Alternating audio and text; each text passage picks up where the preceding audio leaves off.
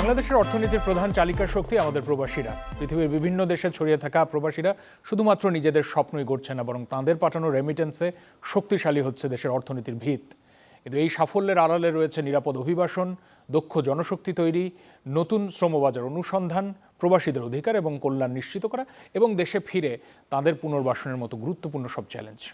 প্রধানমন্ত্রী হিসেবে দায়িত্ব গ্রহণের পর প্রথম বিদেশ সফরে মালয়েশিয়া ভ্রমণ করেছেন তারেক রহমান। সেখান থেকে তিনি এই মুহূর্তে চীনে সফররত। প্রধানমন্ত্রী মালয়েশিয়া এবং চীন সফরকে ঘিরে বিদেশে কর্মসংস্থান এবং শ্রমবাজার কূটনীতি নতুন করে আলোচনায় এসেছে। আর এই দুই সফর বাংলাদেশের জন্য নতুন কী সুযোগ তৈরি করছে, পুরাতন যত জটিলতাগুলো ছিল সেগুলো কতদূর কাটবে, কিংবা সামনে সরকারের পরিকল্পনা কী, এই সব বিষয় নিয়ে কথা বলতে আজ আমাদের সাথে স্টুডিওতে রয়েছেন প্রবাসী কল্যাণ ও বৈদেশিক কর্মসংস্থান মন্ত্রণালয়ের প্রতিমন্ত্রী জনাব নুরুল হক নূর। জনাব নুরুল হক নূর, স্বাগত জানাচ্ছি, অনেক ধন্যবাদ স্টুডিওতে আসার জন্য। আপনাকে ধন্যবাদ, যারা দেখছেন তাদেরকে শুভেচ্ছা। নিশ্চয়ই, এবং দর্শক জানিয়ে রাখি, আপনারা আছেন চ্যানেল 24-এর পর্দায়, দেখছেন মিট দ্য পিপল। এই আয়োজন চ্যানেল 24-এর নিয়মিত আয়োজন, সঞ্চালনায় রয়েছি আমি রহমান রাশেদ। জনাব নুরুল হক নূর, স্বাগত জানাচ্ছি। আরও একবার আপনার কাছে যাব। শ্রমবাজার পুনরায় উন্মুক্ত করার ব্যাপারে একটা প্রত্যাশা রয়েছে এবং প্রধানমন্ত্রীর এই মালয়েশিয়া সফরকে ঘিরে এটাই এই সফরের সবচেয়ে গুরুত্বপূর্ণ দিক হিসেবে বিবেচনা করা হচ্ছে, বা অন্যতম গুরুত্বপূর্ণ দিক। সেই ব্যাপারে কি ধরনের অগ্রগতি হয়েছে বা কি অগ্রগতি প্রত্যাশা করা যায়? প্রথমত একটা কথা বলা প্রয়োজন যে ধরেন মালয়েশিয়া আমাদের দ্বিতীয় শ্রমবাজার, সেই কারণে যেহেতু এই বাজারটা 2024 সাল থেকে বন্ধ, সে কারণে হয়তো মানুষের প্রত্যাশা যে প্রধানমন্ত্রীর সফরের মধ্যে দিয়ে এটা খুলবে বা এটা খোলা উচিত, এরকম একটা প্রত্যাশা। কিন্তু প্রধানমন্ত্রীর সফরটা তো আসলে প্রকৃত অর্থে শ্রমবাজারকে ঘিরে না বা শুধু শ্রমবাজারকে টার্গেট করেই না। বর্তমান সরকার দায়িত্ব নেওয়ার পর মাননীয় প্রধানমন্ত্রী প্রথম বিদেশ সফর করছেন এবং মালয়েশিয়াতে সেটা আমরা দেখেছি। মালয়েশিয়া থেকেও তাকে যে ওয়ার্ম ওয়েলকামিং দেওয়া হয়েছে এটা অসাধারণ। এটা আমরা এমনকি বাংলাদেশে একটা গানে মালয়েশিয়ার প্রধানমন্ত্রীর ভিডিও আপলোডও দেখেছি। তার মানে উনি সামাজিক যোগাযোগ মাধ্যমে বেশ সাড়া ফেলেছে, ইতিবাচক প্রতিক্রিয়া দেখেছি যে হাবিবের গানও নতুন করে আলোচনা আসছে আর কি। তো উনিও কতটা আন্তরিক হলে এবং কতটা উপলব্ধি করলে আসলে আপনি দেখবেন যে বিভিন্ন দেশের রাষ্ট্রপ্রধানের সাথে বা এই ধরনের বাইলেটারাল মিটিংয়ে সাধারণত একবার একটা সোশ্যাল সাইট থেকে পোস্ট করা হয়, আর উনি দেখবেন একাধিক ইভেন্টের প্রধানমন্ত্রীর সাথে ছবি শেয়ার করেছেন। এর মধ্যে একটা দেশের প্রধান তার আন্তরিকতা এবং সামগ্রিকভাবে সেটা সেই দেশের সাথেই বাংলাদেশের সম্পর্কের জায়গাটা উপলব্ধি করা যায়। সেখানে ব্যবসা বাণিজ্যের খাত সম্প্রসারণ করা, আমাদের দেশের সাথে মালয়েশিয়ার যে জায়গাগুলোতে কাজ আছে, ধরেন শিক্ষাক্ষেত্রে, স্বাস্থ্যের জায়গা থেকে, জ্বালানির জায়গা থেকে, এমনকি আপনার বিশেষ করে বাংলাদেশের বর্তমান সরকার শুধুমাত্র গতানুগতিক ডিপ্লোমেসি না, বর্তমান সরকার দায়িত্ব নেওয়ার পথে তারা সাংস্কৃতিকভাবে বাংলাদেশকে তুলে ধরাও এটাও ডিপ্লোমেসির একটা গুরুত্বপূর্ণ পার্ট করছে। সেই হিসেবে দু দেশের ঐতিহ্যগত সাংস্কৃতিক জায়গায় যেভাবে কাজ করা যায়, ওভারঅল সব বিষয় নিয়ে আলোচনা হয়েছে। সেখানে একটা পার্ট ছিল বাংলাদেশের মানুষের যে পছন্দের একটা জায়গা, আর্থসামাজিক প্রেক্ষাপট কিংবা আবহাওয়াগত মিল, বিভিন্ন কারণেই মালয়েশিয়া যায়। সেখানে কিছু ইস্যু ছিল আমাদের দিক থেকেও, যেমন আমাদের সাথে যে পূর্বে যে এমইউটা পূর্বের গভর্নমেন্টের সাথে হয়েছে, ওই এমইউর দু একটি ধারা সংশোধনের জন্য আমাদের পক্ষ থেকে একটা দাবি ছিল আগে থেকেই, দুই দেশের জয়েন্ট ওয়ার্কিং কমিটি যখন আলোচনা করেছে। প্লাস হচ্ছে মালয়েশিয়ায় বাংলাদেশে থেকে যারা যায় সেই প্রক্রিয়াটা নিয়ে নানান ধরনের একটা কন্ট্রোভার্সিও আছে। সেই কন্ট্রোভার্সিগুলো কিভাবে দূর করা যায়, যেটা দু দেশের জন্যই যেন সম্মানজনক হয়। এবং শুধুমাত্র বাংলাদেশ নয়, যেহেতু এটা আন্তর্জাতিক গণমাধ্যমে এসেছে, ব্লুমবার্গের মতো গণমাধ্যম কয়েকবার ফলো আপ নিউজ করেছে, মালয়েশিয়া বাংলাদেশের লোকাল নিউজ পেপার, সংবাদপত্র নিউজ করেছে, আন্তর্জাতিক অভিবাসী সংগঠন, মানবাধিকার সংগঠন, এরাও এই বিষয়টা নিয়ে রিয়্যাক্ট করেছে। সো সেই ক্ষেত্রে আগামীতে বাংলাদেশ থেকে আমাদের যারা বাংলাদেশি যাবে তাদের যাওয়ার একটা ট্রান্সপারেন্ট সুযোগ, পাশাপাশি এখানে দুই দেশেরই যেন একটা সম্মানজনক একটা প্রক্রিয়া থাকে, মানুষ যেন স্বাচ্ছন্দ্যে যেতে পারে। এবং মালয়েশিয়ার প্রধানমন্ত্রী যেটা বলেছেন, ফ্রি অফ কস্টে তারা এই শ্রমিকদেরকে নেওয়ার ক্ষেত্রে, এই বিষয়ে আসলে কতটুকু আগানো যায়, ট্রান্সপারেন্ট করা যায়, দুই দেশের জয়েন্ট ওয়ার্কিং কমিটি আলাপ আলোচনা করে এমইউ কিংবা আদার্স আরও যেখানে সংযোজন বিয়োজন করা দরকার, এইটা এন্ডিং হওয়ার পরে হয়তো এটা ওপেন হবে। হয়তো এই আলোচনায় প্রধানমন্ত্রী অনেক কৌতূহল আপনারা শুনেছেন, কেউ বলেছেন নেপাল যাবেন, ইন্ডিয়া যাবেন, বিভিন্নভাবে মানে কৌতূহল থেকে বলেছেন। কিন্তু আমরা ফাইনালি দেখছি যে খুব অল্প সময়ের মধ্যে সিদ্ধান্ত এসেছে এবং তিনি সফরও করেছেন। হয়তো তার এই সফরের পূর্বের সংক্ষিপ্ত সময়ের মধ্যে আমাদের এই শ্রমবাজারটা ওপেন করার জন্য যে কাজগুলো প্রয়োজন, যে জয়েন্ট ওয়ার্কিং কমিটির মিটিং প্রয়োজন, সেগুলো আমরা সমাপ্ত করতে পারিনি। কিছু বিষয়ে একটু গ্যাপ আছে, যে কারণে এটা এই মুহূর্তে একেবারে প্রধানমন্ত্রী যাওয়ার পরপরই হয়তো সব কিছু সমাধান হয়ে যায়নি, বাট প্রক্রিয়াটা এগিয়ে গেছে। আশা করি এখন দ্রুত সময়ের মধ্যে এটার একটা সমাপ্তি হবে। 2024 সাল থেকে মালয়েশিয়ায় বিশেষ করে শ্রমবাজারে বাংলাদেশের কর্মী পাঠানোতে একটা সীমাবদ্ধতা রয়েছে। আমরা লক্ষ্য করেছি যে বিগত অন্তর্বর্তীকালীন সরকার যখন ছিল তারা সংস্কারের কথা বলে গেছেন, কিন্তু সংস্কারের যে পরিকল্পনা ছিল বা সুস্পষ্ট রোডম্যাপের কথা জনগণ প্রত্যাশা করে, সেই জায়গায় সব সময় যে সফল হয়েছে বা পুরোপুরি কাজ সম্পন্ন করা গেছে সেরকম আমরা লক্ষ্য করিনি। এতে করে দেখা গেছে যে মাঝখানে বাংলাদেশের প্রবাসীদের কর্মসংস্থানের ক্ষেত্রে এক ধরনের আস্থার সংকট তৈরি হচ্ছে, বা কিছু কিছু দেশ আমরা লক্ষ্য করেছি যে ভিসা ইস্যুতে এক ধরনের সাময়িক নিষেধাজ্ঞা দিয়েছে। সেই ব্যাপারে বর্তমান সরকার, নির্বাচিত সরকার, যদিও আপনারা 4 মাসের কিছু বেশি সময় হয়েছে, সেই ব্যাপারে আপনার কতটুকু মনোযোগী বা কিভাবে পরিবর্তন আনবেন? বাংলাদেশে যেহেতু দীর্ঘ 1.5 দশক ধরে অত্যন্ত একটা কর্তৃত্ববাদী সরকার ছিল, যারা সারা বিশ্বেই নিন্দিত, এবং পত্রপত্রিকা গণমাধ্যমে দেখেছেন রাষ্ট্রীয় গণমাধ্যম বাহিনী র্যাবকে ডেথ স্কোয়াড হিসেবে উপস্থাপন করা হয়েছে। আল জাজিরার মতো আন্তর্জাতিক গণমাধ্যমে বাংলাদেশের প্রধানমন্ত্রী এবং তার কাছের লোকজনের দুর্নীতি নিয়ে নিউজ হয়েছে, all the prime ministers main. তো এই ধরনের নিউজ এবং বিভিন্ন ধরনের মানবাধিকার সংগঠনগুলোর বারবার এখানে মানবাধিকার লঙ্ঘন এবং দেশের এই কর্তৃত্ববাদী শাসন ব্যবস্থা, এগুলো আন্তর্জাতিক মহলে যখন জেনেছে, তখন স্বাভাবিকভাবেই তারা বাংলাদেশকে বিভিন্ন দেশ বিভিন্নভাবে দেখেছে। বিশেষ করে কিছু দেশের ভিসা বা দেশের এন্ট্রির ক্ষেত্রে কিন্তু বিশেষ করে ফ্যাসিবাদী সময় থেকেই এক প্রকারের নিষেধাজ্ঞা, কিছুটা সংকুচিত করা, এই সময়টা হয়েছে। ইন্টারিম গভর্নমেন্টের সময় যেটা হয়েছে, জুলাইয়ের পরে বাংলাদেশের একটা বড় ধরনের পরিবর্তন, রাজনৈতিক একটা বলা চলে অস্থিতিশীল সময়, যেখানে বিদেশিরা স্বাভাবিকভাবে সে সময় অনেকেই তাদের এখানে থাকার নিরাপদ পরিবেশ নিয়ে উদ্বেগ উৎকণ্ঠা ব্যক্ত করেছে। বাংলাদেশ থেকে অনেক লোক বর্ডার দিয়ে পালিয়ে যাচ্ছে, প্লেনে পালিয়ে যাচ্ছে, বিভিন্নভাবে বিভিন্ন দেশে যাচ্ছে, অনেকে অ্যাসাইলাম সিক করতেছে।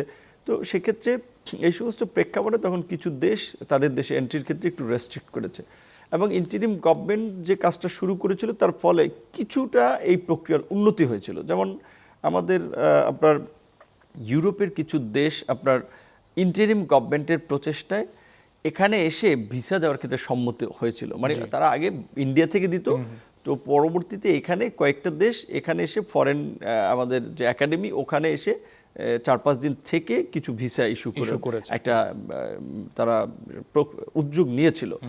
সেই প্রক্রিয়াটাকে আমরা আরও এগিয়ে নেওয়া এবং ওই সমস্ত দেশগুলোর এখানে কনসুলার সেবা নিশ্চিত করার জন্য আমরা একটু চেষ্টা চালিয়ে যাচ্ছি। প্রকৃত অর্থে এটা তো আমাদের সবাইকে বুঝতে হবে। ধরেন আমাদের দেশের লোক বিভিন্ন দেশে যাচ্ছে কাজের সন্ধানে, জীবনের কিংবা ভাগ্যের পরিবর্তনে, সেক্ষেত্রে আমাদের যতটা প্রয়োজন ওই দেশগুলোর আবার তো এই রকমের নিড নেই, যার ফলে ওরা কিন্তু এখানে একটা কনসুলেট অ্যাম্বাসি চালাতে হলে যেই কস্ট ওদের হবে, সেটা দেখছে ওদের ওইভাবে প্রফিট নাও হতে পারে, যে কারণে ওরা অনেকে ইন্টারেস্ট দেখাচ্ছে না। বাট আমরা সেটা চেষ্টা করে যাচ্ছি যে আমরা এরকমও এই কাজটা যদি পররাষ্ট্র মন্ত্রণালয় দেখে, পররাষ্ট্র মন্ত্রণালয়ের সাথে আলাপ আলোচনা করে আমরা বলেছি প্রয়োজনে আমরা একটা ভবন করব সরকারিভাবে, যে ভবন এই কনসুলার সেবার বিভিন্ন দেশের জন্য 1-2টা করে ফ্লোর দিয়ে দেবো, যে ওরা এসে এখানে থাকুক, সেবা দিক, এই স্পন্সরটা আমরা করব, তারপর ওরা এখানে আসুক, যেহেতু আমাদের দেশের লোকেরা যাচ্ছে। চেষ্টা চালাচ্ছি, দেখা যাক এখানে কতটুকু ইমপ্রুভমেন্ট অর্জন করা যায়। এখন যেহেতু আমাদের বাংলাদেশের পররাষ্ট্রমন্ত্রী জাতিসংঘের সাধারণ কাউন্সিলের সভাপতি নির্বাচিত হয়েছেন, এখন ফরেন মিনিস্টারেরও বলা চলে লেভেল থেকেও আরও কাজ করার একটা ব্যাপক সুযোগ তৈরি হয়েছে, এবং বাংলাদেশে একটা ঐতিহাসিক পরিবর্তনের পর একটা ইলেকটেড গভর্নমেন্ট, সেক্ষেত্রে আমরা বিভিন্ন দিকে অ্যাপ্রোচ করলে আমার মনে হয় একটা পজিটিভ রেসপন্স আমরা পাবো বিভিন্ন ক্ষেত্রেই। নুরুল হক নূর, বিএমইটির তথ্য বলছে যে 2025 সালে 11 লক্ষাধিক কর্মী বাংলাদেশ থেকে বিদেশে গেছেন। এই প্রবৃদ্ধি ধরে রাখার ব্যাপারে আপনারা কতটুকু মনোযোগী হবেন, বা সেটা যদি সংখ্যা বৃদ্ধির ক্ষেত্রে বলা হয়? প্রতি বছর অ্যাভারেজ আপনার এখন বিশেষ করে গত 4-5 বছর 10 থেকে 12 লক্ষ লোক যাচ্ছে অ্যাভারেজ। তো এইটা আমরা এই সরকারের নির্বাচনী ইশতেহারও আছে, এবং আমরা সেই অনুযায়ী একটা রোড ম্যাপ তৈরি করছি। আমাদের বিভিন্ন দূতাবাস তাদের কাছ থেকে চাহিদাপত্র নেওয়া, সেই অনুযায়ী নিজেদেরকে প্রস্তুত করা, যে সরকারের যে নির্বাচনী অঙ্গীকার 1 কোটি বিদেশে কর্মসংস্থান, সেক্ষেত্রে আমাদের আগামী বছর এই যে নতুন অর্থ বছর যেটা শুরু হচ্ছে, এই অর্থ বছর কিন্তু আমাদের টার্গেট 15 লক্ষ লোক পাঠানো, পরের বছর 20 লাখ, এইভাবে পর্যায়ক্রমে আমাদের 1 কোটির একটা রোডম্যাপ আছে। সেক্ষেত্রে কাজ হচ্ছে, এবং বিশেষ করে ওই গতানুগতিক কনভেনশনাল ক্ষেত্রে শুধু লোক পাঠানো না, এখন ফুল স্কিল ম্যান পাওয়ার, একটা ন্যূনতম তাদের জন্য একটা স্কিল থাকে, সেই স্কিল ম্যান পাওয়ার বাইরে পাঠানো আমরা প্রায়োরিটি দিচ্ছি। নিঃসন্দেহে 11 লক্ষাধিক মানুষ যদি গিয়ে থাকে 1 বছরে, সেখানে প্রশ্ন থেকে যায় যে নিরাপদ অভিবাসনে কতজন যাচ্ছে। একই সাথে আমরা লক্ষ্য করেছি যে দালালের খপ্পরে পড়ে বা দালালের মাধ্যমেও অনেকেই নিরাপদ অভিবাসনের পথে হাঁটেন না, তারা হয়তো অবৈধ পথে যাচ্ছেন, তাদের ক্ষেত্রে সরকারের ভাবনা কি? এখানে দুটো বিষয়, যে দেশের মধ্যেও কিন্তু চাকরির ক্ষেত্রে অনেকে বলে ঘুষ নিছে, পয়সা নিছে, চাকরি দেওয়ার কথা বলে দেয় নাই, প্রতারণা হচ্ছে, কেস মামলা হচ্ছে। তো বাইরে এটা একটু বেশি ঘটছে, কারণ প্রতি বছর যেহেতু চাঙ্কাকারে অনেক লোক যায়, সেখানে বাইরের ক্ষেত্রে হয়তো একটু বেশি ঘটছে। মন্ত্রণালয় থেকে আমরা যেটা করতে পারি, যে ধরেন যাদের রিক্রুটিং এজেন্সি আছে, লাইসেন্স আছে, তাদেরকে যদি আপনি টাকা দেন, আপনার যদি প্রুফ থাকে ব্যাংকের মাধ্যমে দিয়েছেন, তখন আমরা একটা অভিযোগ পেলে তাদেরকে ডাকাই, আমাদের বিধিতে আছে সালিসি মধ্যস্থতা করার, সেই অনুযায়ী আমরা 2 পক্ষকে ডেকে একটা সমাধান করার চেষ্টা করি। কিন্তু দেখা যায় আপনি কোনো রিক্রুটিং এজেন্সিকে টাকা দেন, আপনি দিয়েছেন একজন দালালকে, যে অফিসিয়ালি কোনো আপনার ওইটার সাথে অ্যাসাইন না, তারা টাকা দিলে সেটার তো কোনো প্রুফ নেই, ওই অভিযোগ দিলেও কিন্তু আমরা খুব বেশি সমাধান করতে পারছি না। তারপরেও আমাদের জেলার আপনার পুলিশ সুপারের কার্যালয়, জেলা প্রশাসকের কার্যালয়, আপনার এক্সপাট্রিয়েট হেল্প সেন্টার আছে বা ডেস্ক আছে, ওইখানে অভিযোগ করলেও তাদের এই সমস্ত বিষয়ে জেলা লেভেল থেকেও গুরুত্ব দেওয়া হয়। আবার শহরে যখন আসে, যে থানায় অভিযোগ করে, তারা ব্যবস্থা নিয়ে থাকে। আমাদের কাছে অভিযোগ করলে আমরাও টুকটাক যতটুকু পারি ব্যবস্থা নিয়ে থাকি। এবং আমরা যেটা বড় ধরনের এখানে কাজ করতে চাই, সেটা হচ্ছে যে আমাদের যে রিক্রুটিং এজেন্সিগুলো আছে, তাদেরকে একটা নিয়ম শৃঙ্খলার মধ্যে নিয়ে আসা। নিয়ম শৃঙ্খলাটা কি? এখন প্রায় 3000-এর অধিক লাইসেন্স আছে। দেখা যায় একজনে 4-5টা লাইসেন্স করাই রাখছে, একটা লাইসেন্স অনিয়ম করে লাইসেন্স বাতিল হলে আরেকটা সে চালু করে, কিংবা আপনার দেখা যায় এই লাইসেন্স নিয়ে তারা আরেকজনের কাছে জাস্ট ইউজ করায়, সে কোনো প্রসেস করে না, অন্য একজনে তার লাইসেন্সে প্রসেস করায় নেয়। তো সেই ক্ষেত্রে একটা ঝামেলা হলে সে বলে, ভাই আমি তো জাস্ট প্রসেস করছি, আমি কিছু জানি না। সেই ক্ষেত্রে যারা প্রকৃত অর্থে এখানে বিজনেসটা করছে দায়িত্বের সাথে, দায়বদ্ধতার সাথে, যে না এখানে বাংলাদেশ থেকে একটা লোক বাইরে যাচ্ছে, সে শুধু একজন লোক যাচ্ছে না, সে একটা দেশের প্রতিনিধি যাচ্ছে, সে একটা কালচার, একটা সোসাইটি, একটা নেশনকে রিপ্রেজেন্ট করে। সো এই ধরনের বেসিক ওরিয়েন্টেশন যদি যাওয়ার আগে আমরা একটা লোককে না দিয়ে দিতে পারি, সে কিন্তু আমাদের দেশের ইমেজও ক্ষুণ্ণ করবে। সেই ক্ষেত্রে আমরা এই ভালো লাইসেন্স বা প্রতিষ্ঠানগুলো যারা সম্মানের সহিত কাজ করছে, দায়িত্বশীলতার সাথে, দায়বদ্ধতার সাথে, তাদেরকে একটা গ্রেডিং পদ্ধতির মধ্যে নিয়ে আসতে চাই।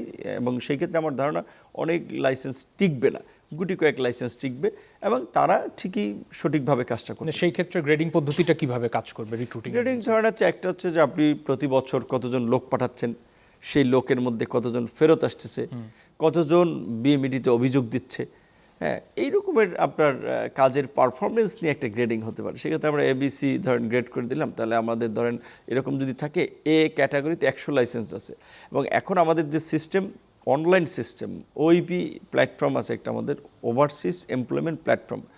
আপনি বাইরে যাওয়ার যে প্রক্রিয়াটা, যারা কাজের উদ্দেশ্যে যায়, বিভিন্ন এমবেসি মাধ্যমে ওই দেশ থেকে যে আপনি যে যাবেন, আপনি 15 জন মানুষ নেবেন, তার একটা ডিমান্ড লেটার থাকে, একটা কোম্পানি আপনাকে 15 জন লোক নিবে, এইটাকে আপনার অনুমতি দিয়েছে, তার একটা অ্যাটাস্টেশন থাকে, ওইটা আপনি অনলাইনে সাবমিট করবেন। এখন কিন্তু এই ম্যানুয়াল কাজ অনেক কমে গিয়েছে, অনলাইনে সাবমিট করবেন, ওই আপনার অনলাইনেই কাজ হয়ে যাবে। ইভেন বিএমইটির কার্ড নেওয়ার জন্য আপনি সব কিছু রেডি থাকবে অনলাইনেই, এবং একটা কিউআর কোডেও আপনার কিউআর কোড জেনারেট করে ওই কার্ডটা দেওয়া হচ্ছে, যেন কিউআর কোড আপনি মোবাইলে রাখবেন, আপনি এয়ারপোর্টে ওইটা স্ক্যান করে চলে যাবেন।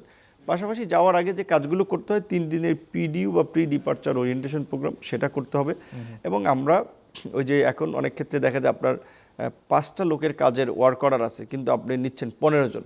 সো এরকম কিছু অর্ডারের সাথে ভুয়া অর্ডারও বানায়, এগুলো একটু ভেরিফাই করার চেষ্টা করা হচ্ছে। আচ্ছা, যাচাই বাছাইয়ের প্রসঙ্গে যেহেতু আসছে, যাচাই বাছাই ছাড়া বিদায়ী সরকারের সময় এরকম একটা তথ্য আছে যে যাচাই বাছাই ছাড়া 283টি রিক্রুটিং এজেন্সির অনুমোদন দেওয়ার অভিযোগ পাওয়া গেছে। এরকম অভিযোগ অনেক পুরনো। নতুন সরকারের জন্য আপনারা এটা কিভাবে নির্ধারণ করে দিবেন যে কোন রিক্রুটিং এজেন্সি বা কিভাবে তারা ওই অনুমোদন পাবে? যেহেতু শ্রেণী বিভাগেরও কথা বলছেন, সেটা কিভাবে সম্ভব? আর যারা যাচাই বাছাই ছাড়া অনুমোদন পেয়েছে তাদের ভাগ্যে কি ঘটবে বা তাদের ব্যাপারে আপনারা কি সিদ্ধান্ত দিবেন বা কি ব্যবস্থা নেবেন? আগে তো আসলে ওইভাবে এত মানে এই বিষয়গুলোকে ওইভাবে গুরুত্বের সহকারে বিবেচনা করা হয়নি, যেটা আমি মনে করি। কারণ লাইসেন্স দেওয়ার ক্ষেত্রে যদি একটা ক্রাইটেরিয়া ফলো করে লাইসেন্স দেওয়া হতো, তাহলে এইভাবে এত লাইসেন্স সংখ্যা বাড়তো না। সর্বশেষ ইন্টারিম গভর্নমেন্টের সময় যেটা দেওয়া হয়েছে সেটা নিশ্চয়ই একটা মানে এখানে শুরুতে মানদণ্ডটা খুব ফলো করার সুযোগ থাকে না। কারণ শুরুতে ধরেন আপনি কাজ করতে চান, আপনি এই ফিল্ডে আসতে চান, গভর্নমেন্ট সুযোগ দেয় ব্যবসায়ীর মতো যে আপনি আইসা যদি আপনি কাজ করতে পারেন, পরে আপনার পারফরমেন্সের ভিত্তিতে আপনার অবস্থান নির্ধারণ হবে। সেক্ষেত্রে শুরুতে হয়তো 35 লাখ টাকা জামানত নেওয়া হয়, ট্রেড লাইসেন্স সহ বেশি কিছু কাগজপত্র দেখা হয়, অনেকে নিজস্ব ট্রেনিং সেন্টার থাকে, অনেকে অন্য প্রতিষ্ঠানের সাথে এমইউ করে জয়েন্ট ভেঞ্চারে কাজ করে। তো বেসিক রিকোয়ারমেন্টটা সবাই ফুলফিল করতে পারে মোটামুটি। কিন্তু দেখা যায় এই অনুমতি নেয়ার পরে হচ্ছে তাদের কেউ কাজ করে না, কারো বিরুদ্ধে প্রতারণা, এই ধরনের অভিযোগগুলো আসে। সেই ক্ষেত্রে তো আমরা ওই লাইসেন্সগুলো বন্ধ করে দিই। আর যেহেতু আমরা নতুন সরকার আসার পরে এখন পর্যন্ত কোনো লাইসেন্স দেই নেই, এখন স্বাভাবিকভাবেই একটা পলিটিক্যাল গভর্নমেন্ট, দেখা যায় বিগত সময়ে অনেকেই পলিটিক্যাল কারণেও বিভিন্ন কার্যক্রমে সুযোগ পায় নাই, বাধাগ্রস্ত হয়েছে, পলিটিক্যাল কারণে তাদেরকে বিভিন্ন জায়গা থেকে বাতিল করা হয়েছে। সেই ক্ষেত্রে এখন অনেকের তো প্রত্যাশা থাকবে যে এইখানে তারা যেন ব্যবসা বাণিজ্য করার সিস্টেমেটিক বা বিধিসম্মত একটা সুযোগ পায়।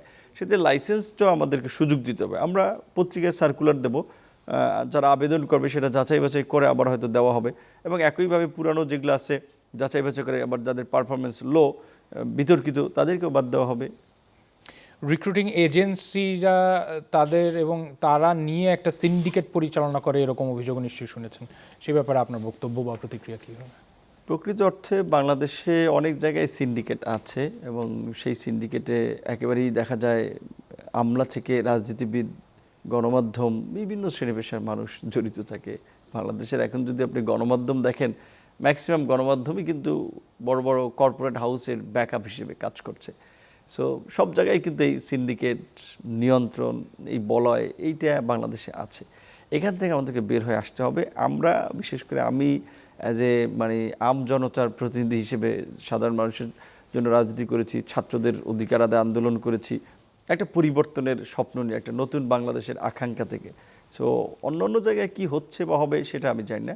আমার জায়গা থেকে আমি কিছু পরিবর্তন করতে চাই, সেখানে এই সিন্ডিকেট আমরা পরিবর্তন করতে চাই। ইতিমধ্যেই আমার অধীনস্থ বা আমার সাথে যারা কাজ করে তাদেরকে পরিষ্কারভাবে বলেছি, এইখানে আমরা কোনো ঘুষ খাবো না, কোনো অনিয়মকে প্রশ্রয় দেবো না, আপনারাও দিবেন না। হয়তো 4 মাসেই তো পরিবর্তন সম্ভব না, দীর্ঘদিনের একটা জঞ্জাল, সময় লাগবে। বাট আই থিঙ্ক সামনে অন্তত এই সেক্টরটা বিকশিত হওয়ার ক্ষেত্রে এই সিন্ডিকেট, অনিয়ম যদি আমরা বন্ধ করতে পারি, তাহলে এই মন্ত্রণালয় অন্যদেরকে পথ দেখাতে পারে। কিন্তু সিন্ডিকেটের কারণে এখন পর্যন্ত অতিরিক্ত অভিবাসন ব্যয় হয়ে যাচ্ছে না যারা যেতে চান, বিশেষ করে ভিসার কারণেও যে সাময়িক বহিষ্কার আদেশের কথা বলা হয় যে বা সাময়িক একটা ব্যান হয়, সেটাও তো তাদের বিরুদ্ধে অভিযোগের কারণে, বিশেষ করে যারা রিক্রুটিং এজেন্সি রয়েছে তাদের নানা রকমের করাপশনের অভিযোগ পাওয়া যায়। হ্যাঁ, ধরেন আপনি সিঙ্গাপুরের লোক পাঠাচ্ছেন, সিঙ্গাপুরের একজন লোক এখান থেকে যেতে আমার তথ্য মতে 12 থেকে 15 লাখ 16 লাখ টাকা খরচ যায়।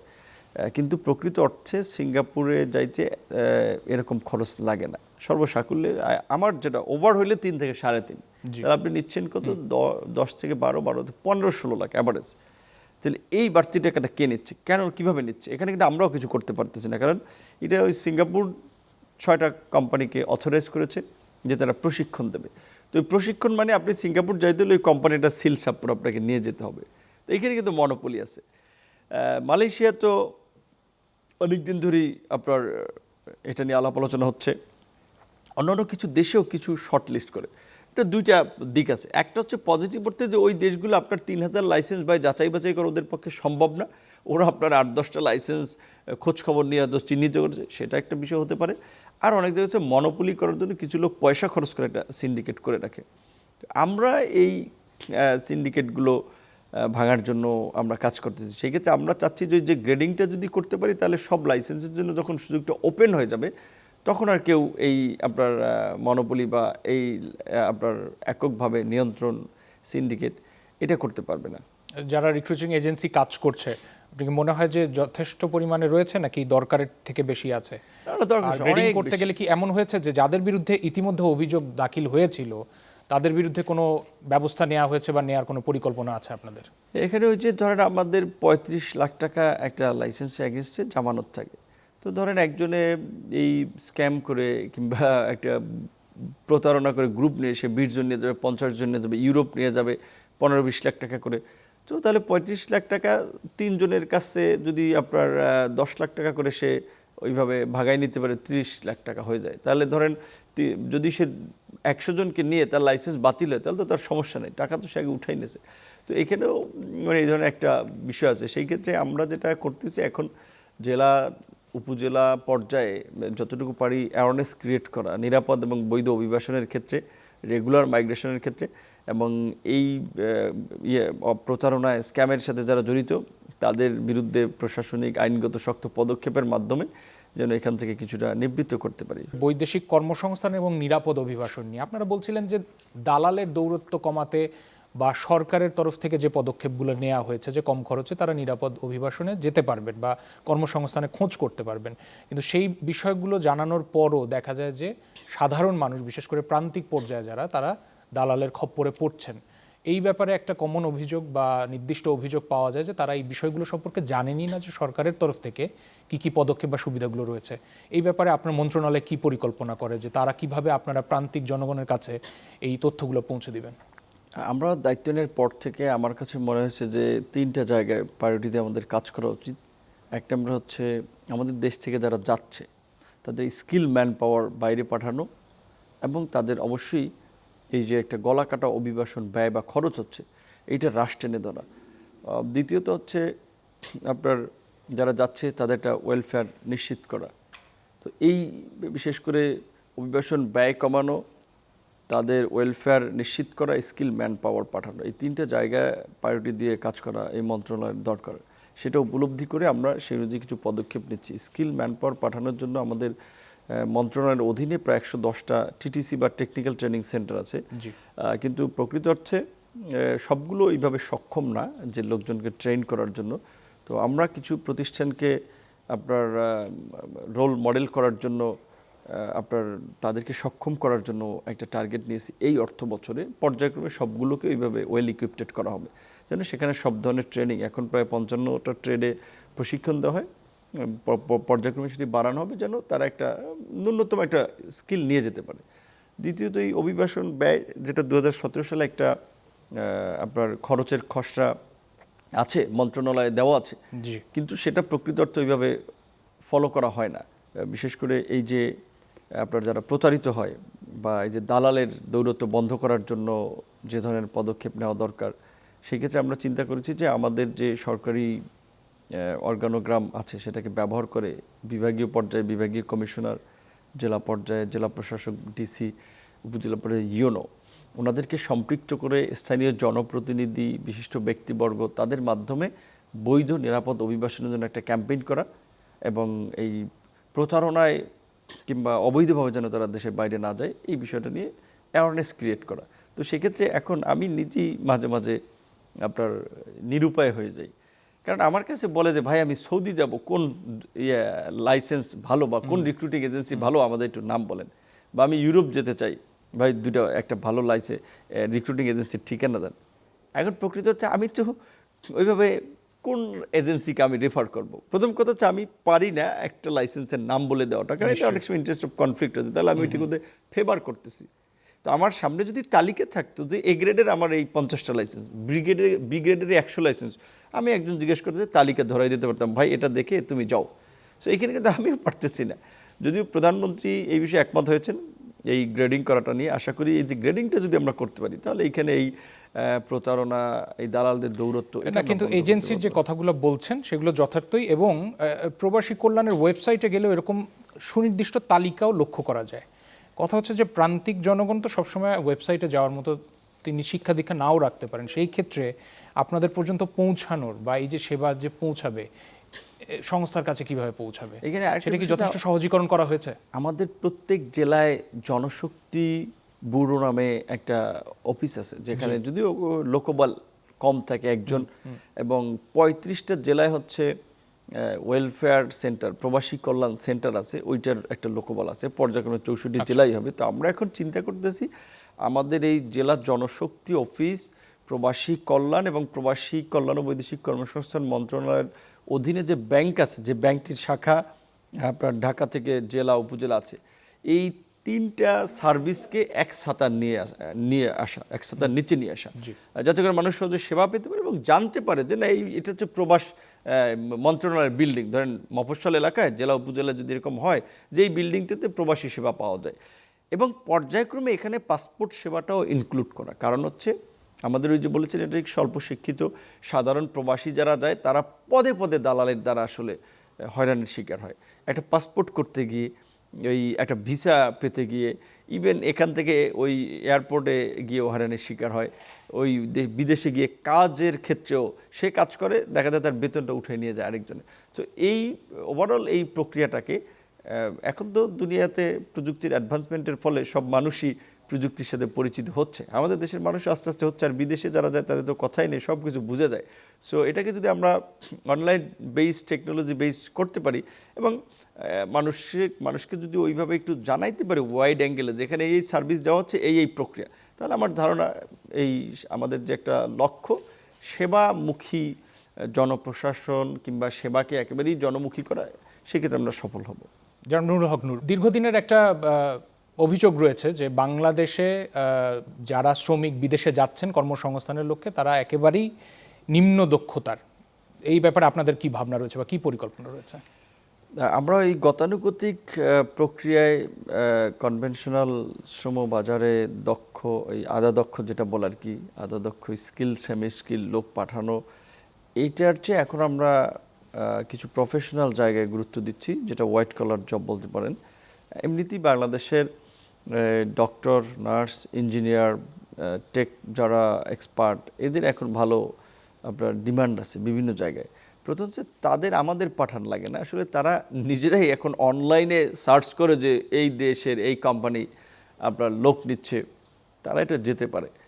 আমরা যেটা করি মিডিয়াম ক্যাটাগরিতে বা একেবারে লোয়ার ক্যাটাগরিতে যারা যাচ্ছে সেইগুলো নিয়েই কিন্তু আমরা মেইনলি কাজটা করি। তো তাদেরকেও আমরা একটা ন্যূনতম প্রশিক্ষণের আওতায় আনার চেষ্টা করি, যে যেন তারা ধরেন হচ্ছে ওখানে গিয়ে আপনার ওই তাদের চাহিদা মতো আপনার সার্ভিসটা দিতে পারে। বিশেষ করে এখন প্রযুক্তির অ্যাডভান্সমেন্টের ফলে প্রযুক্তির সাথে যদি আমাদের যারা যাচ্ছে তাদের পরিচয় না থাকে, তাহলে তারা ওখানে গিয়ে ভালো করতে পারবে না। ধরেন এখন যারা ম্যানেজমেন্টে যাচ্ছে, একটা ধরেন অফিস সহায়ক হিসেবে, তারও তো কম্পিউটার বেসিক স্কিল প্রয়োজন।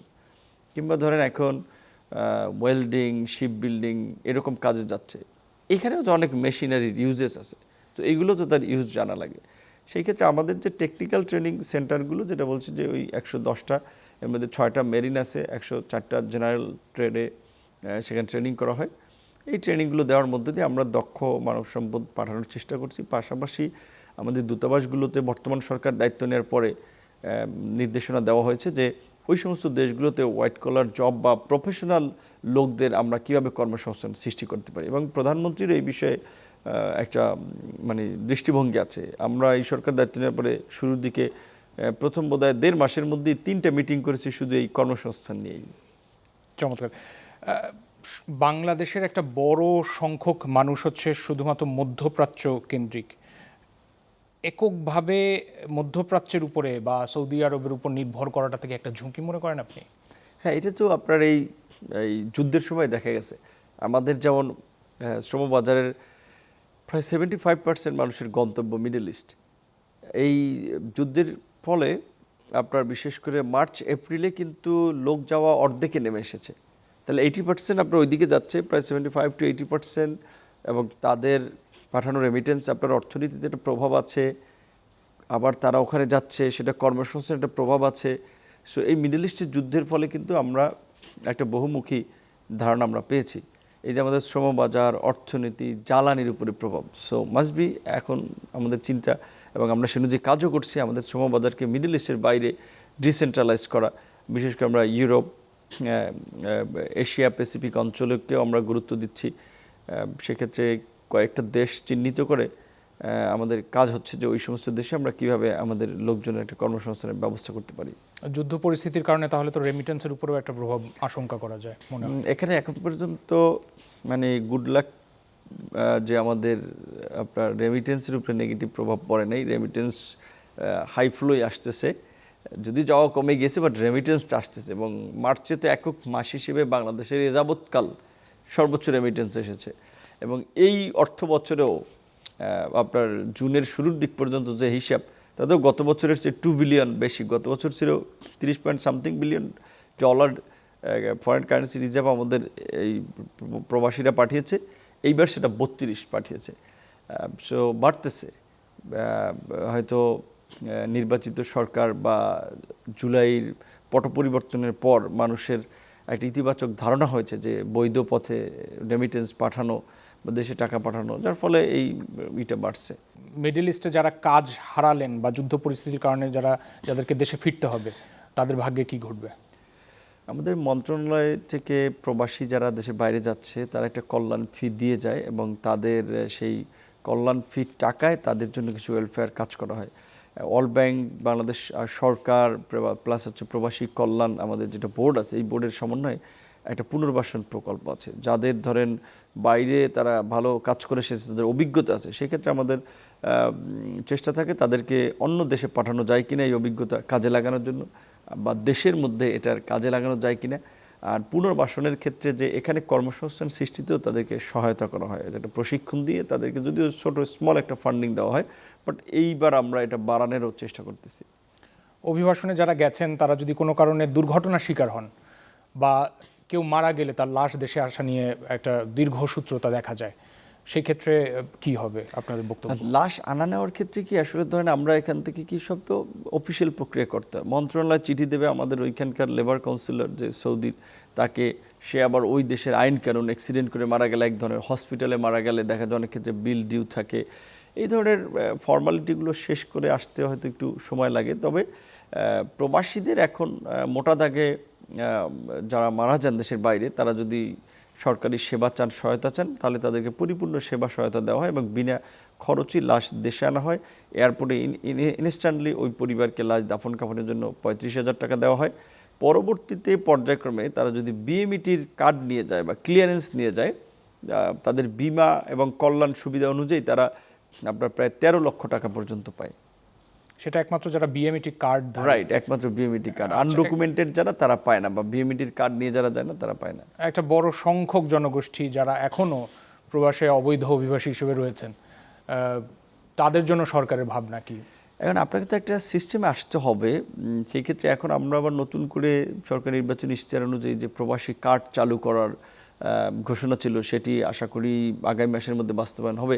সেখানে আপনার ব্যাংকের পেমেন্ট গেটওয়ে যুক্ত থাকতেছে এবং সেখানে একজনে বিদেশে কাজ করলেও নিজের অ্যাকাউন্টে সে টাকা রাখতে পারতেছে, দেশে পাঠাইতে পারবে, দেশের ফ্যামিলির কাউকে সে সাপ্লিমেন্টারি হিসেবে কার্ডে অ্যাড করতে পারবে, যে তার পরিবারের একজন লোক। সেটা কি প্রবাসী কার্ড যে কেউ রেজিস্টার করতে পারবে? হ্যাঁ, যে কোনো সকল মানে বৈধ পথে, এবং যারা অপ্রত্যাশিতভাবে অবৈধ থেকে গেছে তারা এখন ধরেন শুরুর দিকে সবার জন্য ওপেন থাকবে, যেহেতু আমরা কার্ডের আওতায় আনতেছি, শুরুর দিকে সবাই হয়তো পাবে। বেসিক যাদের আপনার ডকুমেন্টগুলো আছে, পরবর্তী থেকে তো স্বাভাবিকভাবে দেখবেন প্রবাসী কার্ড চালু হলে অনেকে অবৈধ পথে যাবে, সে তো তখন ঢুকতে পারবে না, ডিফিকাল্ট হবে। সেক্ষেত্রে আমরা অনুরোধ করবো সবাইকে একটা বৈধ প্রক্রিয়ার মধ্যে দিয়ে যেতে উৎসাহিত করব। কিন্তু তাদের জন্য তো অনেক সময় দেখা যায় যে শঙ্কা থাকে যে তারা যোগাযোগ করবে কিনা, বিশেষ করে প্রবাসী কার্ড যখন আসবে সেই ব্যাপারে যদি কারো আগ্রহ থাকে, তাদের জন্য কি পথটা মসৃণ হবে বা অভিজ্ঞতা মসৃণ হবে? হ্যাঁ, কার্ডটা যেই উদ্দেশ্যে দেওয়া হচ্ছে প্রবাসীদের কিছু স্পেশাল বেনিফিট দেওয়ার জন্য, যে তারা যদি এখানে বিনিয়োগ করতে চায়, সেটা প্রবাসীদের জন্য আমাদের একটা ডেডিকেটেড হসপিটাল করার চিন্তা ভাবনা আছে। সেখানে তাদের ফ্যামিলির লোকেরা বা তারা চাইলে একটা ডিসকাউন্ট রেটে ট্রিটমেন্ট করাতে পারবে। কিংবা ধরেন আমাদের এই প্রবাসী কল্যাণ বৈদেশিক কর্মসংস্থান মন্ত্রণালয়ের অধীনে এই আপনার ভাটারাতে এই প্রবাসীদের বিদেশ যাওয়ার ক্ষেত্রে কিংবা আসার ক্ষেত্রে একটা থাকার অল্প খরচে ছোট্ট আপনার ডরমিটরি আছে, সেখানে কম খরচে তারা থাকতে পারবে। এয়ারপোর্টে একটা প্রবাসী লাউঞ্জ আছে, যেটা পর্যায়ক্রমে ঢাকার রাজশাহী, ঢাকা, চিটাগাং এবং সিলেট 3 এয়ারপোর্টই সেই সেবাটা দেওয়া হচ্ছে, যে একটা ডিসকাউন্ট রেটে ওখানেও তারা নাস্তা টাস্তা খেতে পারে। তারপর আমাদের দূতাবাসে কিছু সেবার ক্ষেত্রে প্রবাসী কার্ডের যারা আছে তারা স্বাভাবিকভাবেই প্রায়োরিটি পাবে। দেশের ক্ষেত্রে বিভিন্ন প্রতিষ্ঠানে কার্ডটা শো করলে বিভিন্ন জায়গায় সে সেই প্রায়োরিটিটা পাবে। সেই ক্ষেত্রে তো আমার মনে হয় সকল প্রবাসী এই কার্ডটা নিতে চাবেন। প্রবাসী যারা তারা তাদের ভবিষ্যৎ নিয়ে একটা শঙ্কা থাকে, তারা মাঝে মাঝেই বিনিয়োগ করতে চান এবং আপনি বলছিলেন যে ইশতেহারেও রয়েছে এবং বর্তমান সরকারের প্রবাসীদের যারা বিনিয়োগ করতে চান তাদের ব্যাপারে পরিকল্পনা রয়েছে, একটু বিস্তর বলবেন? প্রবাসীদের সরকারের নির্বাচনী ইশতেহার অনুযায়ী প্রবাসী কল্যাণ ও বৈদেশিক কর্মসংস্থান মন্ত্রণালয়ের মাধ্যমে একটি স্কিল ইনভেস্টমেন্ট পার করার কথা ছিল, যেটা ইন্টারিম গভর্নমেন্টের সময়ও আলাপ আলোচনা হয়েছে। বিডাকে দায়িত্ব দেওয়া হয়েছে এটার জায়গা খোঁজ করার জন্য, সেখানে তারা ইনভেস্ট করতে পারবে। আবার ধরেন এখন বাইরের দেশে যে নতুন নতুন ট্রেডে লোক যাওয়ার যে সুযোগ তৈরি হচ্ছে, যেমন কেয়ার গিভিংয়ের কিন্তু একটা ভালো চাহিদা তৈরি হচ্ছে ইউরোপে, যেহেতু এইজ পিপল হচ্ছে। সো এখানে কেউ যদি এই ধরনের কাজে এনগেজ হয়, আমাদের যে টিটিসিগুলো আছে, কেউ যদি বলে এই টিটিসিতে জয়েন্ট ভেঞ্চারে তারা কাজ করতে চায়, সেখানেও তারা পারবে। এছাড়া আপনার বিশেষ করে আমাদের যে হসপিটালটা হচ্ছে, প্রবাসীদের আবাসন সুবিধা দেওয়ার জন্য প্রবাসী সিটি সরকারের একটা নির্বাচনী ইশতেহার আছে, সেটা পর্যায়ক্রমে চিন্তাভাবনা হচ্ছে যে ঢাকা থেকে জেলা বিভাগীয় পর্যায় পর্যন্ত নেওয়া। সেখানে এটা পিপিপি মডেলে হতে পারে, সেটি নিয়ে আলাপ হচ্ছে যে প্রবাসীদেরও এখানে ইনভেস্টমেন্ট থাকতে পারে এবং প্রবাসী কার্ড থাকলে তখন সে নিজের অ্যাকাউন্টের মাধ্যমেই টাকা বিভিন্ন জায়গায় বিনিয়োগ করতে পারবে, বিমা করতে পারবে, তার বিনিয়োগও সেফ থাকলো। এই পুরো অভিবাসনের প্রক্রিয়াতে যারা রিক্রুটিং এজেন্সি কাজ করে, এখানে তো খুব স্বাভাবিকভাবে সরকারের সাথে সাথে বেসরকারি রিক্রুটিং এজেন্সি কাজ করছে, আলোচনা শুরুতে চলে এসছে। এর মধ্যে অনেকে স্বচ্ছতার সাথে কাজ করছে, অনেক রিক্রুটিং এজেন্সির বিরুদ্ধে অভিযোগও রয়েছে। কিছু কিছু ক্ষেত্রে এরকম উল্লেখ করা হয় বা অভিযোগ দেখা যায় যে আমলাতান্ত্রিক জটিলতা বা ব্যবস্থাপনাগত জটিলতার কারণে এই প্রক্রিয়াটা করতে একটা দীর্ঘসূত্রতার মধ্যে পড়ে যায়। তাদের জন্য এই অভিজ্ঞতাটা কতটুকু মসৃণ করা সম্ভব, বিশেষ করে যাতে হয়রানি কম হয় যারা বিদেশ যেতে চাইছেন? ডিসি সম্মেলনে এই প্রস্তাবটি এসেছিল এবং আমাদেরও আলাপ আলোচনা ছিল। আমি যখন রাজপথে আন্দোলন সংগ্রাম করেছি, অনেক বক্তব্যে বলেছি যে প্রবাসীদেরকে ওয়ান স্টপ সার্ভিস দেওয়া। এখন আমাদের কিছু কাজ আছে, ধরেন পররাষ্ট্র মন্ত্রণালয় করে, কি পাসপোর্টের বিষয়টা স্বরাষ্ট্র মন্ত্রণালয় দেখে, তো চাইলে এটা আমি কিন্তু একেবারে কুইক সেবা দিতে পারি না। এই মন্ত্রণালয়গুলোর সাথে সমন্বয় আমাকে করতে হয়, তার জন্য স্বাভাবিক সমন্বয়ের পরিকল্পনা আছে বা আপনারা প্রয়োজন বোধ করেন? এখন প্রবাসী পররাষ্ট্র মন্ত্রণালয়ের সাথে খুব আমরা ওতপ্রোতভাবে কাজ করছি। তারাও আন্তরিক যে আমার বিশেষ করে প্রবাসীদের সুযোগ সুবিধা নিয়ে সংসদে আলাদা একটা সময় নির্ধারণ করে আলোচনা হয়েছে, বিশেষ অধিবেশন। তো ওই কারণে প্রবাসীদের পুরো বিষয়টাতে স্বরাষ্ট্র কিংবা পররাষ্ট্র যাদেরই প্রয়োজন তাদের সহ সমন্বিতভাবে কাজ করে দ্রুত সেবা দেওয়ার বিষয়ে আমরা সবাই একমত হয়েছে এবং আমরা যাচাই বাছাই করতেছি যে একটা ওয়ান স্টপ সার্ভিস দেওয়া যায় কিনা। এজেন্সিগুলো কিভাবে পরিচালনা করছে তাদের কাজ, সেই ব্যাপারে আরও শক্তভাবে মনিটরিং করার পরিকল্পনা আছে কিনা? হ্যাঁ, এখন তো প্রথম হচ্ছে আমাদের মনিটরিং ব্যবস্থা আছে। তারপরেও এখন কিছু বিধান আছে যে ধরেন আপনার 2 বছরের মধ্যে 2-3 বছরের মধ্যে যদি আপনি একটা সার্টেন অ্যামাউন্টের লোক না পাঠাতে পারেন, আপনার লাইসেন্স বন্ধ হয়ে যাবে। জাপানে আমাদের একটা ভালো দক্ষ জনশক্তি যাওয়ার সুযোগ হয়েছে, সেখানে স্বাভাবিকভাবে যাদের মাধ্যমে যাচ্ছে তাদেরকে আমরা প্রণোদনা দিচ্ছি। আবার যাদের মাধ্যমে গিয়ে লোকজন সমস্যায় পড়তেছে সেই বিষয়ে কিন্তু একটা পানিশমেন্ট থাকতেছে এবং অন্যান্য সময়ের চেয়ে এখন এই মার্কেটের প্রতি নজরদারি এবং যারা মার্কেট নষ্ট করার ক্ষেত্রে কাজ করছে, সেটা দেশে কিংবা বিদেশে, সেই বিষয়ে আমরা সতর্ক আছি এবং তাদের বিরুদ্ধে ব্যবস্থামূলক। নতুন নতুন শ্রমবাজার অনুসন্ধানের ব্যাপারে বলছিলেন, সেই ব্যাপারে একটু জানতে চাই যে মধ্যপ্রাচ্য রেখে এছাড়া আরও বিকেন্দ্রীকরণের কথা বললে আর নতুন কোন কোন দেশ আপনাদের পরিকল্পনা বা আপনাদের ম্যাপিংয়ের মধ্যে আছে?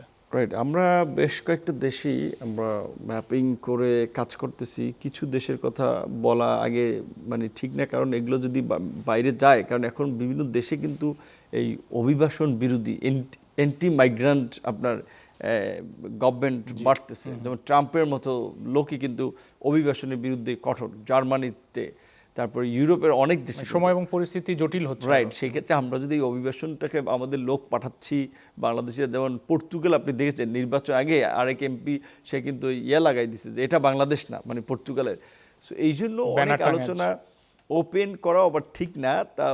তারপর আমরা যদি কৌশলগতভাবে আমরা আপনার 9টা দেশ চিহ্নিত করে কাজ হচ্ছে, যার মধ্যে ধরেন আমাদের এশিয়া প্যাসিফিক অঞ্চলের মধ্যে তো জাপান আছে, আপনার এইদিকে থাইল্যান্ডেও আমাদের কম্বোডিয়ার থাইল্যান্ডের যুদ্ধের ফলে ওখানে অনেক লোক চলে গিয়েছে, এইখানে আমরা চেষ্টা করতেছি।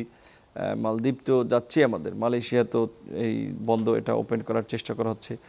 পাশাপাশি ইউরোপে আমাদের স্কিল ম্যান পাওয়ার পাঠানোর জন্য কয়েকটা দেশের যাচ্ছে, বাকি কয়েকটা দেশের সাথেও একটা এমইউ কিংবা পাঠানোর চেষ্টা করা হচ্ছে। যারা হাই স্কিল যারা ওয়ার্কার রয়েছেন তাদের ক্ষেত্রে আপনাদের কোনো পরিকল্পনা রয়েছে? হাই স্কিলে যে বললাম এটা ট্রু, যে আপনার ওয়েবসাইট কিংবা মিডিয়ার মাধ্যমে যারা যাচ্ছে ম্যাক্সিমাম কিন্তু নিজেই আসলে তার জবটা খুঁজে যাচ্ছে। সো সেই ক্ষেত্রে আমাদের প্রকৃত অর্থে এই ক্ষেত্রে হাই স্কিলের লোক যাওয়ার ক্ষেত্রে আমাদের মন্ত্রণালয় বা আমাদের সহযোগিতা খুব বেশি প্রয়োজন হয় না। তারপরেও আমরা কিছু ক্ষেত্রে এনকারেজ করতেছি, যেমন ধরেন জাপানে, তারপরে আপনার কোরিয়াতে এরকম কিছু দেশ আছে যেখানে জেনারেল ওয়ার্কারের চেয়ে স্টুডেন্ট ভিসায় যদি কেউ যায়, ল্যাঙ্গুয়েজ কোর্সে ভর্তি হইলো, ল্যাঙ্গুয়েজ ডিপ্লোমা পড়লো, ওখানে কাজও করলো, স্টুডেন্ট থাকাকালীন সময় কাজ করতে পারে, প্লাস হচ্ছে স্টুডেন্ট গেলে সে হচ্ছে নিজেকে তৈরি করে নিতে পারে ভাষার ক্ষেত্রে, কাজের ক্ষেত্রে, ইয়ং মানুষ হিসেবে। এই ক্ষেত্রে আমরা স্টুডেন্টদেরকে পাঠানোটাকে প্রাধান্য দিচ্ছি। সেক্ষেত্রে একটা বিষয় হচ্ছে যে সে একটা ইউনিভার্সিটিতে অ্যাপ্লাই করলে তার একটা ব্যাংক সলভেন্সির প্রয়োজন হয়, গ্যারান্টি 10 লাখ টাকা পর্যন্ত আমরা আমাদের প্রবাসী কল্যাণ ব্যাংক থেকে আমরা এই ঋণ সাপোর্টটা দিচ্ছি উইদাউট গ্যারান্টি। তো এই ধরনের কিছু কাজের মাধ্যমেও কিছু বাজার আপনার সম্প্রসারণ করার চেষ্টা করা হচ্ছে। বুঝতে পারছি। শ্রম বাজারের কারণে যে মানে শ্রম বাজারে যে আস্থার সংকট তৈরি হয়েছিল বিগত সরকারের সময় বা বিগত দিনে আমরা লক্ষ্য করেছি, সেই ব্যাপারে একটা সার্বিকভাবে একটু জানতে চাইব যে আপনারা কি ভাবছেন এবং ভবিষ্যতে আগামী 5 বছরে আপনাদের যে সময়টা দেশ শাসনকালের, সেই সময় আপনারা কি পরিকল্পনা রেখেছেন বা ভাবছেন? বিগত সরকারের কারণে শ্রম বাজারে কিছু কিছু ক্ষেত্রে তো নেতিবাচক ধারণার কারণে ওই মার্কেটটা শাটডাউন হয়েছে, তারপর অনেক জায়গায় লোক যাওয়া কমে গিয়েছে। এটাও যেমন একটা সত্য, আবার আমাদের যারা ওই দেশে আছে তাদেরও অনেকের দায় রয়েছে। কিন্তু যেমন ইউএইতে তারা এআই দিয়ে আপনার সার্ভিলেন্স করে দেখেছে যে বাংলাদেশি যারা যায় তাদের মধ্যে অনেকে আপনার কাজের ক্ষেত্রে তারা ফাঁকি দেয় কাজ, কিংবা আপনার মোবাইলে ব্যস্ত থাকে, তারা গসিপ করে, চ্যাট করে, অনেক ক্ষেত্রে নানা ধরনের অপরাধে জড়িয়ে যাচ্ছে। এটা কিন্তু এআই দিয়ে ওরা নজরদারি করে বাংলাদেশিদের যাওয়া এখন তো বন্ধ করে রেখেছে। ওমানেও সেম। তো এখানে তো কোনো রিজন নেই, এখানে রিজন যারা আছে অলরেডি তাদের অ্যাক্টিভিটিস। তারপরে আমরা আমাদের জায়গা থেকে সেখানে তো কর্মীদেরও তাহলে মানসিকভাবে বা শারীরিকভাবে বা নীতিগতভাবে প্রস্তুত করারও তো ব্যাপার, তাদেরকে মোটিভেট করা প্রয়োজন। সেক্ষেত্রে আমাদের এমবেসিগুলোকে আমরা ইনস্ট্রাকশন দিচ্ছি যে ওই রেগুলার ডিপ্লোমেসির পাশাপাশি এখন আমাদের মাইগ্রেশন কালচারাল ডিপ্লোমেসির উপরে জোর দিতে হবে। আমাদের ডায়াসপোরা কমিউনিটির সাথে আমাদের একটা সম্পৃক্ততা থাকতে হবে, যারা প্রতিষ্ঠিত ব্যবসা বাণিজ্য চাকরি বাকরির ক্ষেত্রে, তাদের মাধ্যমে আরও কিছু লোকের কর্মসংস্থান সহযোগিতা। এই ক্ষেত্রে এমবেসি একটা ব্রিজের রোল প্লে করবে। সো এইটা আমরা ইনস্ট্রাকশন দিচ্ছি। পাশাপাশি ওই যে দেশগুলো কিছু কিছু কারণে বন্ধ হয়েছে বা সংকুচিত, সেগুলো সম্প্রসারণ করা, ওপেন করার জন্য আমাদের জায়গা থেকে, যেহেতু নতুন সরকারটা দায়িত্ব নিয়েছে, একটা ডেমোক্রেটিক সরকার, এত ল্যান্ডস্লাইড ভিক্টরি, যেখানেই যায় সরকার প্রতিনিধিরা গুরুত্ব পাচ্ছে এবং মাননীয় প্রধানমন্ত্রী মালয়েশিয়া গিয়েছেন, চীন গিয়েছেন। আমার এই মন্ত্রণালয়ের মন্ত্রী হিসেবে আমি তাকে বলেছি যে এরপরে মিডল ইস্টে একটা সফর করা, কারণ মিডল ইস্ট হচ্ছে বিশেষ করে আমাদের সাবেক রাষ্ট্রপতি শহীদ প্রেসিডেন্ট জিয়াউর রহমানের সময় মূলত মিডল ইস্টে আমাদের শ্রমবাজারটা ওপেন হয়, আর 80% যেহেতু মিডল ইস্ট, সো এইটাকে তো আমাদের ধরে রাখতে হবে, আরও এখানেও বৃদ্ধি করতে হবে। সেই ক্ষেত্রে আমার ধারণা যে মাননীয় প্রধানমন্ত্রী যদি মিডল ইস্টের দেশগুলো সফর করেন, ধরেন সৌদিতে যুবরাজ কিংবা কাতারের আপনার আমির, এরা আমাদের প্রধানমন্ত্রীর সমবয়সী। সো একটা মালয়েশিয়ার প্রধানমন্ত্রীর মতো আরেকটা দেখবেন খুবই ইতিবাচক সফর হবে। এবং পাশাপাশি আরও মিডল ইস্টের দেশগুলোতে সফর করলে আমার মনে হয় দেশগুলোর সাথে আমাদের বায়োল্যাটারাল সম্পর্ক শক্তিশালী হওয়ার পাশাপাশি আমাদের এই শ্রম বাজারের ক্ষেত্রে একটা নতুন সম্ভাবনা তৈরি হবে। জনাব নুরুল হক নূর, অনেক ধন্যবাদ আজকে আপনার মূল্যবান সময় দেওয়ার জন্য। প্রবাসী কল্যাণ ও বৈদেশিক কর্মসংস্থান মন্ত্রণালয়ের প্রতিমন্ত্রী জনাব নুরুল হক নূর আজকে আমাদের আমন্ত্রিত অতিথি এবং তিনি পুরোটা সময় আমাদের নানা প্রশ্নের উত্তর দিলেন। আজকের মতো শেষ করছি মিট দ্য পিপল এই আয়োজন। আগামী সপ্তাহে একই সময় অন্য কোনো বিষয় নিয়ে হাজির হব। সবাই ভালো থাকবেন, শুভরাত্রি।